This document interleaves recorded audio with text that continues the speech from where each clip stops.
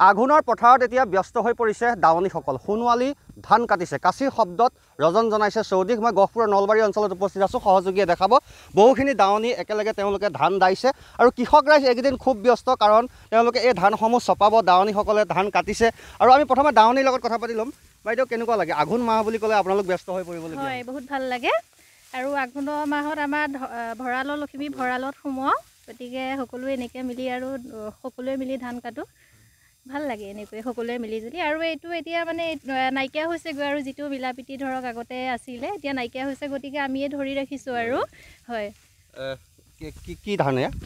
এয়া ৰঞ্জিত হয় হয় নিশ্চয়কৈ আৰু আনফালে পথাৰ বুলি ক'লে কি হয় যিহেতু ৰবাব টেঙাৰ জুতি লয় ইয়াতে সকলোৱে একেলগে আহাৰ গ্ৰহণ কৰে ইয়াত দেখাইছোঁ একাংশ দাৱনী তেওঁলোক ৰবাব টেঙা কটাত ব্যস্ত হৈ আছে কাৰণ ধাননি পথাৰলৈ আহি ধান কাটিবলৈ আহি ৰবাব টেঙাৰ জুতি লোৱাৰ সোৱাদে সুকীয়া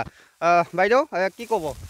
ৰবাব টেঙা গুচাই আছে ৰবাব টেঙা গুচাই আছোঁ হেৰি ৰ'দ লাগিছে যে টেঙা নাখালে ভাল নালাগে নহয় পথাৰত আঘোণ মাহত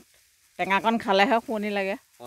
হয় আপোনাৰ সহযোগীয়ে দেখাব এয়া ধান যথেষ্ট ধান ভাল হৈছে এইবাৰ তেওঁলোকৰ আৰু বহু কষ্ট কৰি তেওঁলোকে এই খেতিডৰা কৰে আৰু কৃষকৰ সপোন ইয়াতেই জড়িত হৈ থাকে বাইদেউ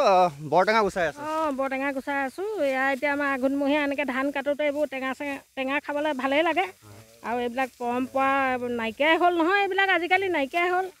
এইবোৰ আমি পৰম্পৰা দেখুৱাবলৈ কাৰণে এইবিলাক টেঙা টুঙুলি কাটি গাঁওখনত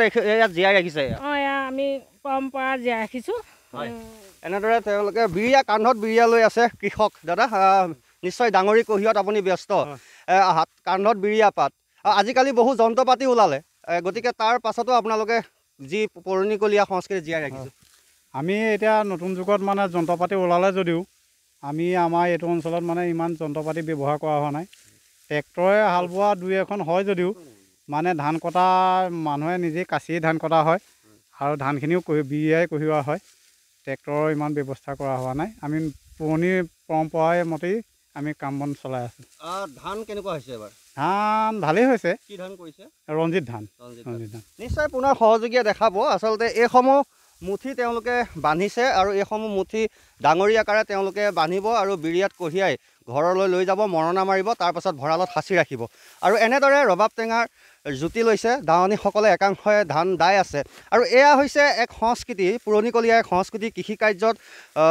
যিহেতু ধান দাবলৈ আহে তাত এক প্ৰকাৰ সকলোৱে আনন্দ মনেৰে ৰবাব টেঙা সোৱাদ লয় আৰু এয়া হৈছে গহপুৰ নলবাৰীৰ দৃশ্য আৰু আমি এনেদৰে আঘোণৰ পথাৰৰ পৰিৱেশটো দেখুৱাবলৈ চেষ্টা কৰিলোঁ এক প্ৰকাৰৰ সকলো কৃষক ৰাইজ কিন্তু এতিয়া এই আঘোণৰ পথাৰত ব্যস্ত হৈ পৰা দেখা গৈছে আপুনি বিচৰা বাতৰি পাব কেৱল নিউজ 18 এপত নিউজ 18 এপ ডাউনলোড কৰিবলৈ স্ক্যান কৰক এই QR কোড গুগল প্লে ষ্টৰতো পাব এই নিউজ 18 এপ